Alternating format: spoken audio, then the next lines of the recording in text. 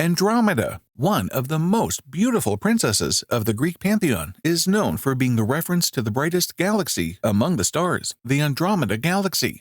And while few other Greek and Roman women have garnered as much admiration for their beauty, there wasn't one as Andromeda.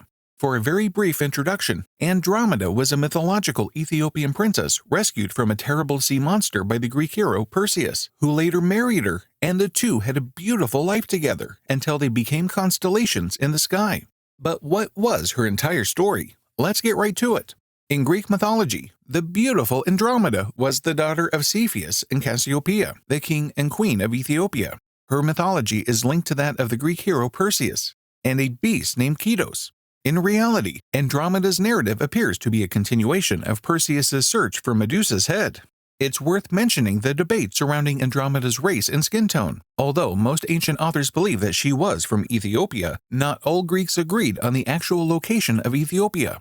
The name Ethiopian is generally applied to individuals of dark color from North Africa to India. Still, it was most widely used to refer to those residing in the kingdom of Kush to the south of Egypt.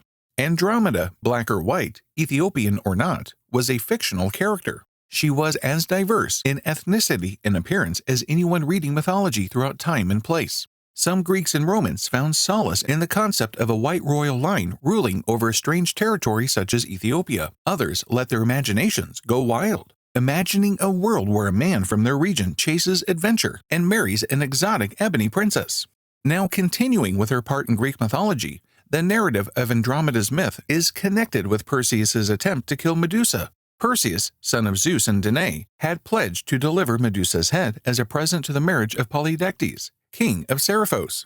The latter had practically tricked Perseus into promising him such a gift, hoping the hero would fail. Polydectes hoped that with Perseus dead, he could forcefully marry Danae, but Perseus received assistance in his quest against Athena, who led him to the Stygian nymphs that possessed several magical artifacts, including an adamantine sickle, a kibyssus, the bag or wallet in which Medusa's head could be placed, the helmet of Hades, which could make its wearer invisible, and finally a pair of winged sandals.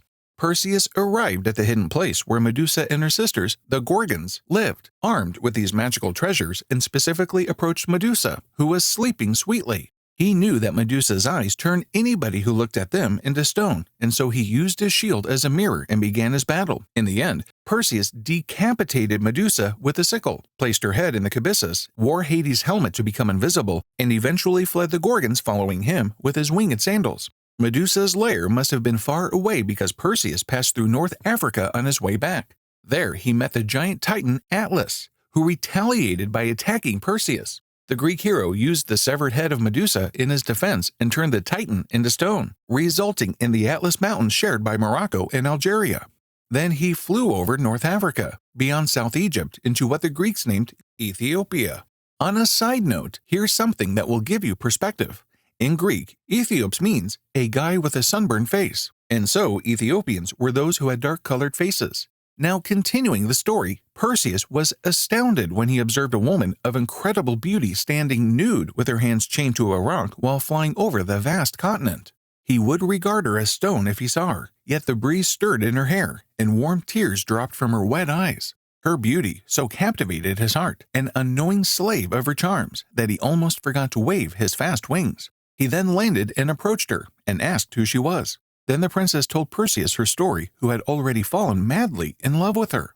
Andromeda starts her story by telling him about the source of her troubles, her beauty. Her beauty transcended human norms to the point where her mother, Cassiopeia, dared to declare she was more lovely than the Nereids, Poseidon's female friends.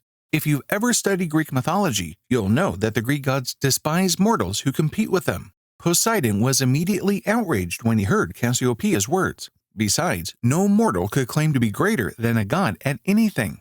So Poseidon could not let Cassiopeia's arrogance go unpunished, and he sent a massive sea monster named Kitos to demolish the kingdom of Ethiopia and punish Cassiopeia's arrogance. Cepheus sought the advice of Ammon's oracle, who informed the king that the only way to halt the destruction was to sacrifice his daughter to Kitos. So Cepheus obeyed and tied Andromeda to a rock near the sea, where Perseus discovered her. Perseus decided to rescue the lovely woman after hearing her story. However, the earth trembled, and the enormous monster Kitos erupted from the water the instant he saved her.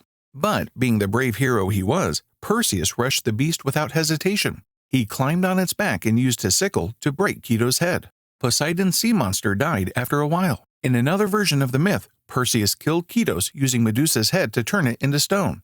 There is also a 6th century BCE Corinthian vase depicting Perseus hurling pebbles at Ketos, indicating that the story had not yet formed. Regardless, the conclusion was the same in all versions. Perseus slew the monster and liberated Andromeda. According to Apollodorus's account, Perseus pledged to slay Ketos in exchange for Andromeda's hand. However, the most accepted version of Ovid, Perseus killed Ketos before bringing Andromeda back to Cepheus's place and proposing marriage to her. In any event, Andromeda's parents, Cepheus and Cassiopeia, consented to the union of Perseus and Andromeda, who had fallen madly in love after meeting a few hours earlier. The wedding took place in the palace, but the pleasant event rapidly turned bloody. Perseus's plea for Andromeda's hand had been graciously approved by Cepheus and Cassiopeia. However, they had missed one minor issue. Andromeda was already engaged to her uncle, Phineus. Everyone was ecstatic as the wedding began except for Phineus, who assembled a posse of friends and supporters and assaulted Perseus. His goal was straightforward: kill Perseus and reclaim Andromeda.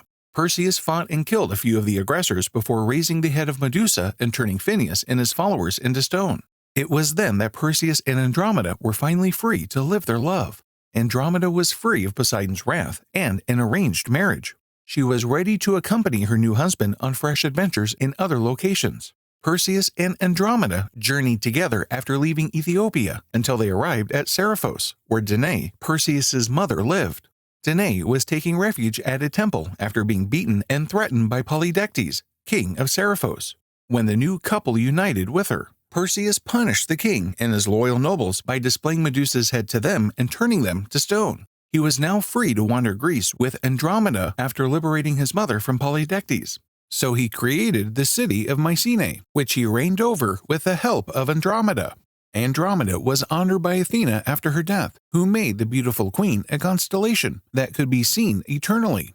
Athena placed her loving husband, Perseus, and her parents, Cepheus and Cassiopeia, next to her. And this sums up the story of Andromeda. If you enjoyed watching it, make sure to hit the like and subscribe button so you don't miss out on our future uploads. We'll see you next time. Until then, stay mythically mad.